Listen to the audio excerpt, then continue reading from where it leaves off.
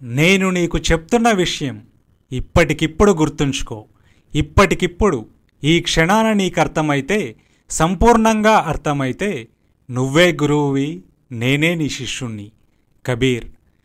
ఆనందం యొక్క ఒక తలుపు మూసుకుపోయినప్పుడు మరో తలుపు తెరుచుకుంటుంది. కానీ చాలాసార్లు మనం మూసుకుపోయిన తలుపునే చూస్తూ మరొకటి తెరుచుకున్నదనే విషయాన్నే గమనించం.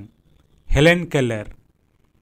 ఇరుగు పరుగున ఉన్న మనుషుల్ని ప్రేమించడం కన్నా మొత్తం మానవాళిని ప్రేమించడం చాలా సులభం. మనకు సమీపంగా ఉన్నవారితో కలిసిమెలిసి ఉండటానికి మనకు సహనం కొరవడుతుంది.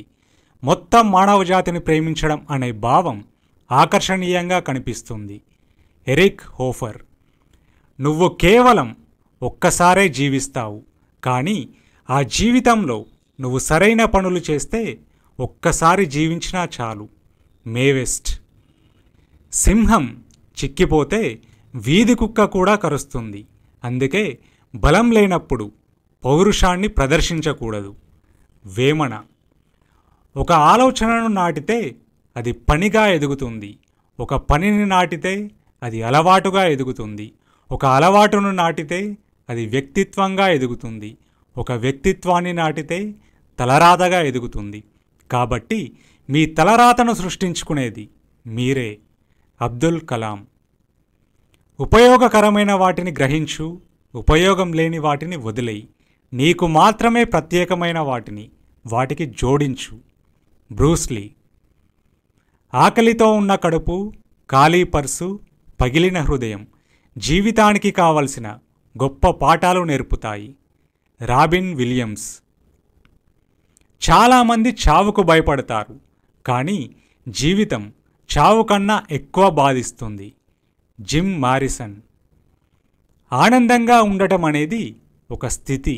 అది పరిస్థితులను నువ్వు ఏ విధంగా చూస్తున్నావనే దానిపై ఆధారపడి ఉంటుంది. Walt Disney. ఎవరైతే ప్రపంచాన్ని మార్చేద్దామన్నంత పిచ్చిగా ఉంటారో వాళ్ళు నిజంగానే ప్రపంచాన్ని మార్చేస్తారు. Steve Jobs. రేపే చనిపోతానన్నట్టుగా జీవించు, ఎప్పటికీ జీవించే ఉంటానన్నట్టుగా నేర్చుకో. మహాత్మా గాంధీ.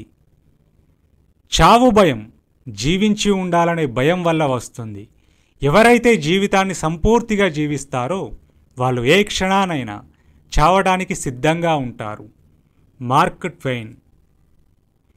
నా బెస్ట్ ఫ్రెండ్ ఎవరంటే అది అద్దం, ఎందుకంటే నేను ఏడ్చినప్పుడు అది తిరిగి నవ్వదు కనుక. Charlie Chaplin.